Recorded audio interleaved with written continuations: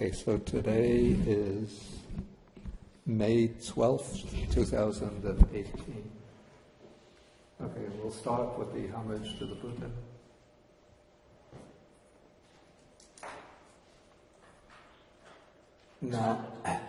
Namo tassa bhagavato arahato samma sambuddhassa. Namo tassa bhagavato arahato samma sambuddhassa. Namo tassa bhagavato arahato samma sambuddhassa.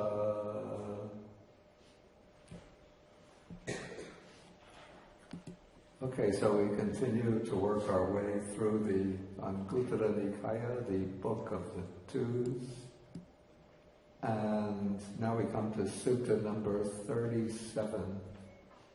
And this sutta and also the next sutta will feature a monk by the name of the Venerable Mahakachana.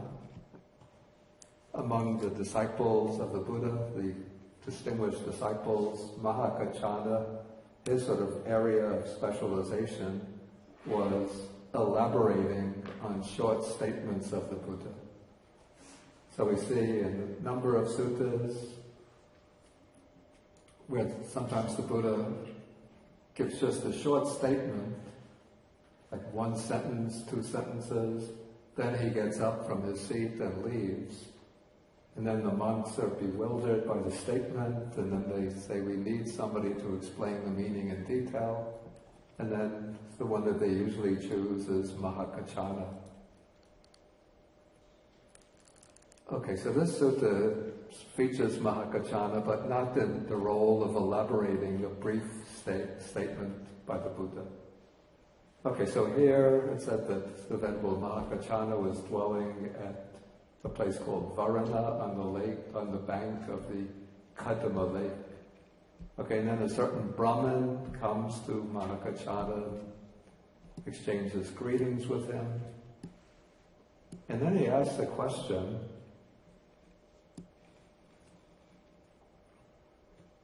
Even though it's phrased and expressions used in ancient India, but it's always a perennial question.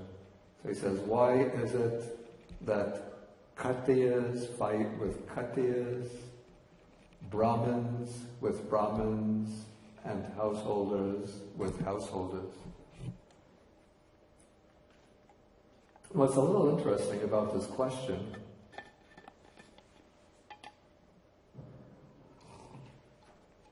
apart from the subject matter, the direct subject matter,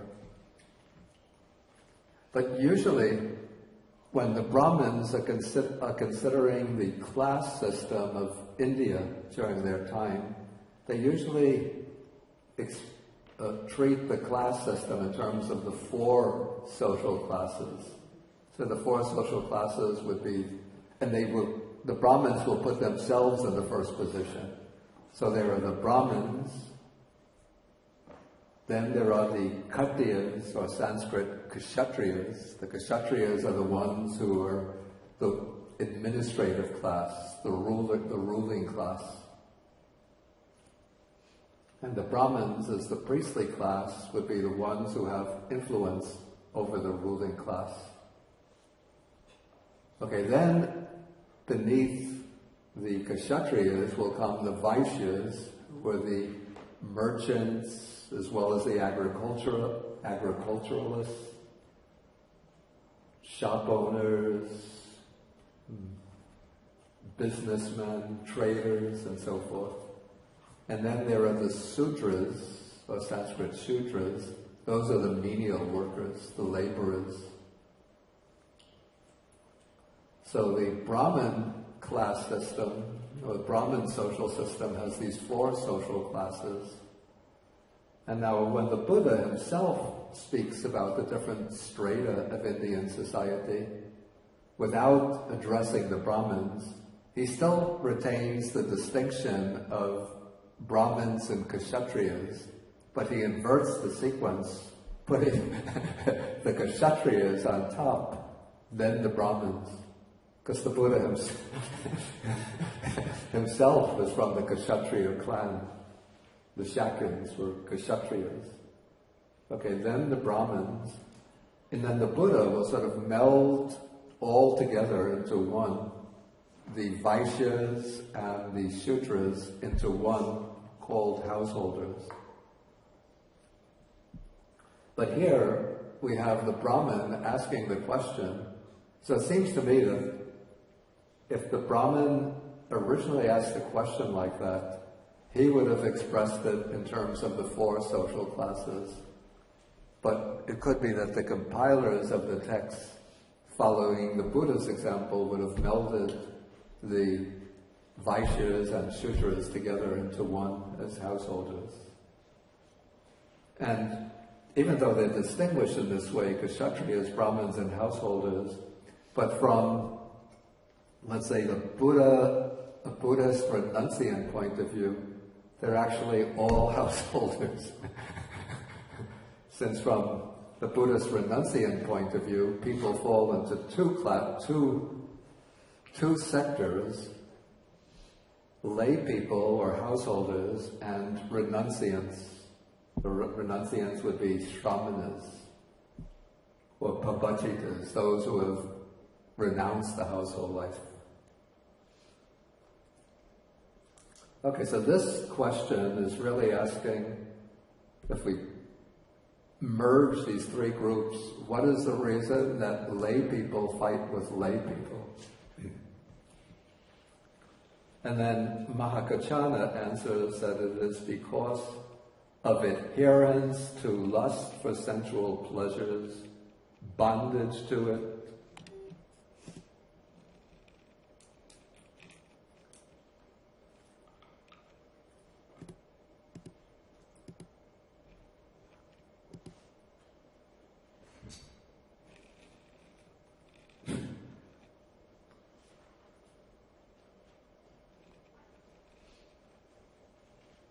You see, Pali is what they call an agglutinative language, which means that you could take words and stick them together until you get these very long compounds. So here, in Mahakachana's answer,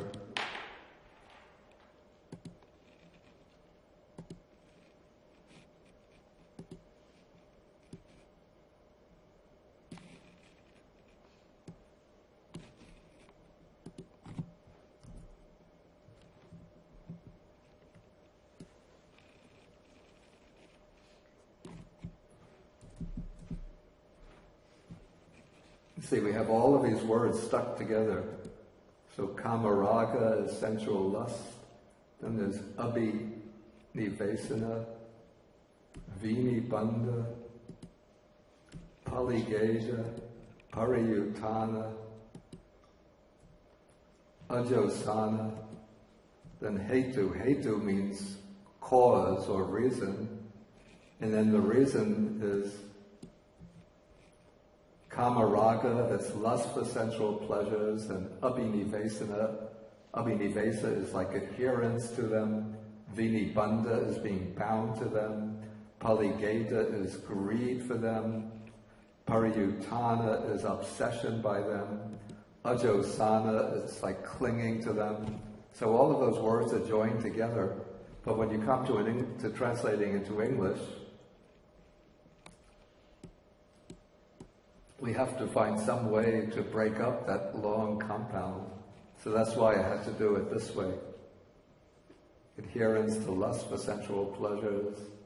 Or actually now I was looking at it in retrospect, I would say because of lust for sensual pleasures, adherence to them, bondage to them, fixation on them, and so forth. So we could simply put it much more simply by saying that it's because of attachment and craving for sensual pleasures that lay people fight with lay people.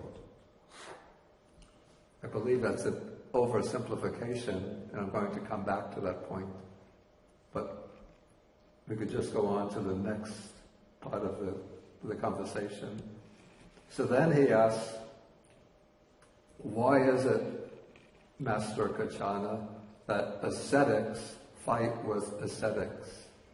So here you could see we have all of the householders or all of the lay people put together in the first question. Now ascetics are separated. So why is it that ascetics fight with ascetics?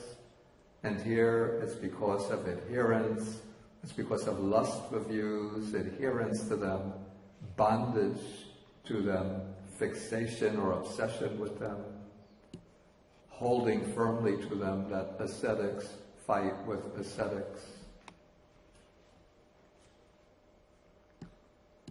Okay, so next the Brahmin asks Mahakachana whether there is anyone in the world who has overcome this lust for sensual pleasures and this lust for views. And then Mahakachana says that there is. And the Brahmin asks, who is that? And then Mahakachana says, in the east there's a town or a city called Savatthi, and there the Buddha is living. And the Buddha is the one who has overcome this lust for sensual pleasures. He has overcome this lust or attachment to views and so forth. And then when Mahakachana says that, then the Brahmin gets up from his seat, bends down to the ground and salutes in the direction of the Buddha, and then he utters 3 times, Namo tassa bhagavato arahato samma sambuddhassa.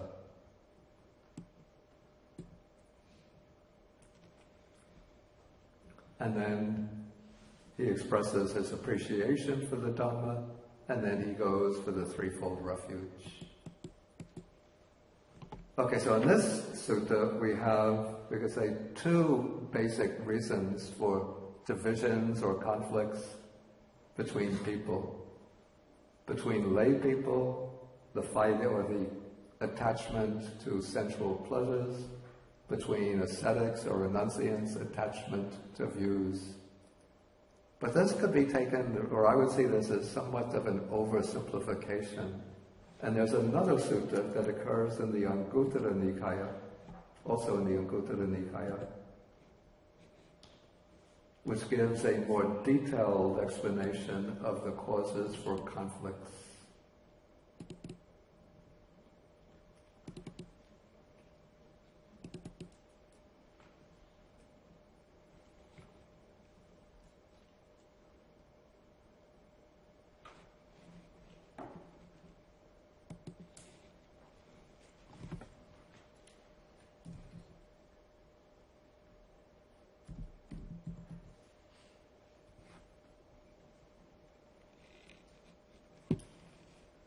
Yeah, this is in the Anguttara Nikaya, the Book of the Sixes.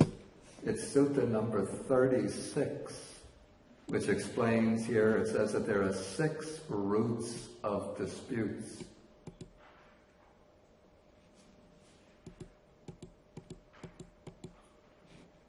But actually, when we look at them,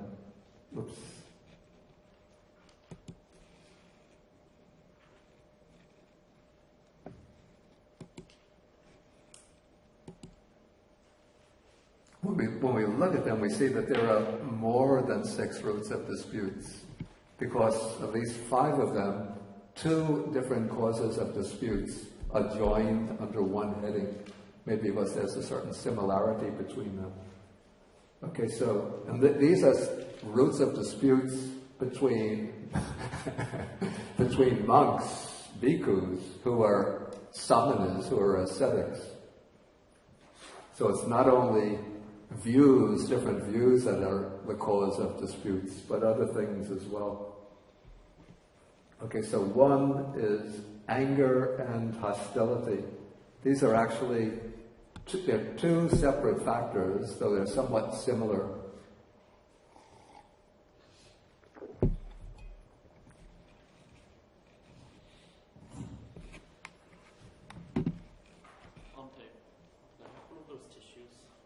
Excuse me? Can I have one of those tissues? They're like... These. Yeah.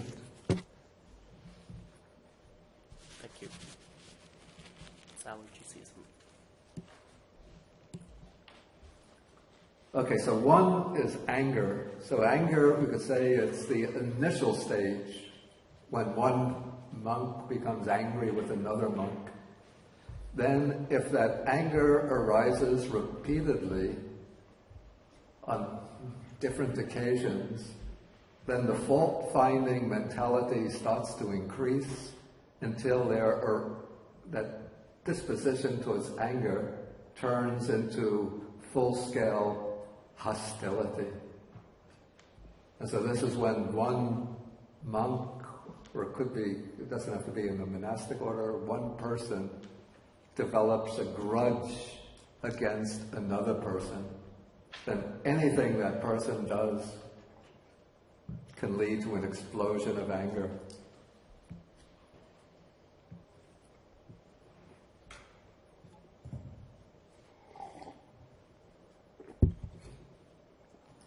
So originally, one monk is burning the incense and he takes a stick of the sweet-smelling Indian incense and lights it. Whereas I wanted the more sort of subtle Japanese incense. So that might... okay.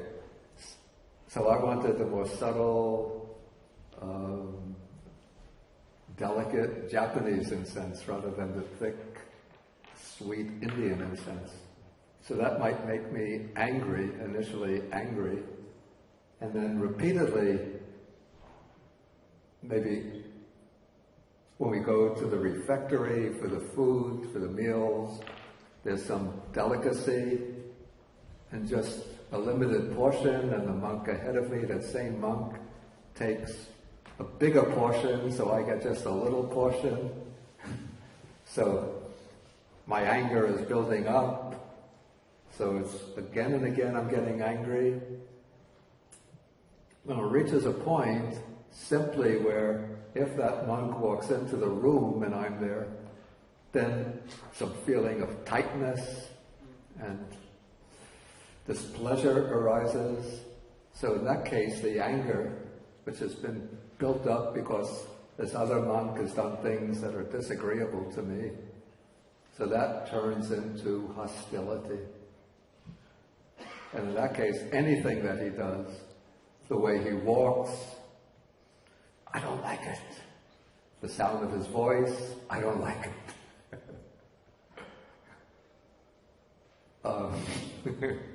The way he wears his robe, the color of the robe, I don't like it. Everything becomes a cause of displeasure. So that is, anger turns into hostility. Okay, and then the monk who becomes angry and hostile, that is one who creates a dispute in the Sangha that's said to lead to the harm of many people, to the unhappiness of many people. Okay, so that's anger and hostility. The second one is that one monk is a denigrator. It's a denigrator and he's insolent. So denigrator means one puts down others. So he speaks about their bad qualities. So that becomes a cause of dispute and conflict. And a second factor which is grouped together with denigration is being insolent. That's having a rather offensive and aggressive manner, being presumptuous, sort of taking liberties, not being properly respectful, polite, deferential, and so forth. Okay, so then a third root of dispute is said to be being envious and miserly. So again, these are two different, distinct, but related qualities. Being envious means that when other people display good qualities,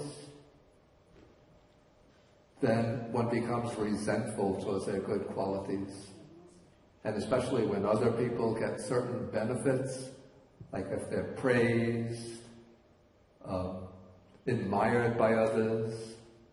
In the case of life within the Sangha, sometimes somebody will get, a monk who's famous and eminent will get a lot of offerings, whereas ordinary monks maybe won't get so much reverence from others and offerings. And then the other monk will become jealous of the eminent monk, and then could turn to denigration, putting down that eminent monk, speaking maliciously about him. And then miserly means not sharing one's possessions with others. And within the life of the Sangha, one is supposed to share whatever gains one gets, distribute them evenly